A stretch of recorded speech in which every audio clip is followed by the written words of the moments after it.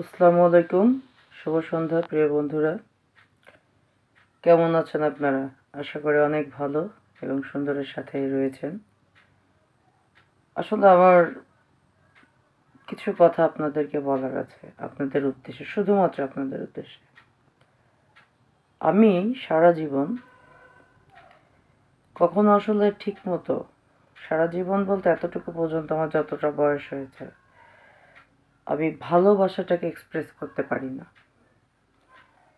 এবং কিভাবে যেন সেটা রাগে কনভার্ট হয়ে যায়। My bad, but it's true. তো যদি বলতে চাই, এই প্ল্যাটফর্মে আমি 2011 সালে এই আইডিটি খুলেছি। কখনোই আমি আইডিটা আনলক বা প্রোফাইল আনলক করবো এই চিন্তা করিনি, বাট করার পরে মাত্র 4 দিনে আপনারা যে ম্যাজিকটা দেখাইলেন, আমি অভিভূত, আমি চিরকৃতজ্ঞ। আসলে আমাদের জীবনটা এরকমই, যাদের কাছ থেকে আমাদের কোনো এক্সপেকটেশন নাই, যাদের কাছে আমাদের কোনো পরিচিতি নাই, চেনা জানাও সেইভাবে নাই, বা আমরা কেউ কারো রক্তের সম্পর্কেও সম্পর্কিত না, তারপরেও আপনাদের কাছ থেকে এতটা ভালোবাসা মাত্র 4 দিনে পেয়েছি, যেটা আনএক্সপেক্টেড। আসলে মানুষ বলে না, স্টার, সুপারস্টার, মেগা স্টার।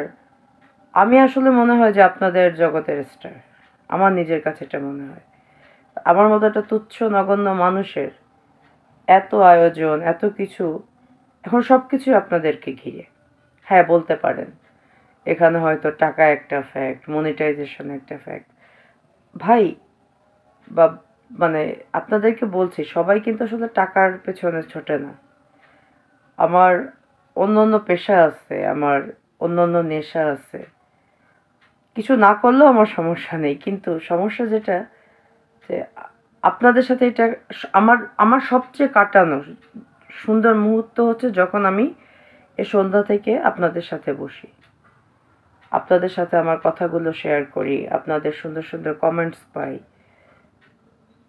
আপনাদের পজিটিভিটিগুলো দেখি, আপনাদের কাজ দেখি।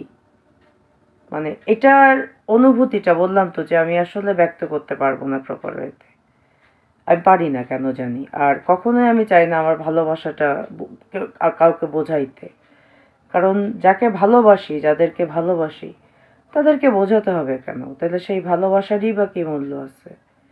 তারা তো এমনিই বুঝে নিবে, মন থেকেই বুঝবে যে তাদেরকে আমি সম্মান করছি, ভালোবাসছি। তাদেরকে যদি বোঝাতেই হয়, তাহলে আসলে ওটাকে ভালোবাসা বলে কি না? হ্যাঁ, টাকা একটা ম্যাটার, এটাকে আমি একদমই অস্বীকার করব না। যে যত ধনীই হোক, যে তত যাই হোক, money is a fact, but not জীবনে বেঁচে থাকার জন্য অপরিহার্য অক্সিজেন। এটা হচ্ছে ভালোবাসা আমার কাছে, টাকা না। অনেক টাকার ভিতর থেকে দেখছি তো, যখন ভালোবাসাটার জন্য দিন শেষে সবার কাছে ঠকে গেছি, তখন বুঝছি যে টাকাটা কত মূল্যহীন। তো এভাবেই আপনাদের ভালোবাসা আমি পেতে চাই মৃত্যুর আগ পর্যন্ত। বললাম তো, আমার কোনো বড় প্ল্যাটফর্মের দরকার নেই।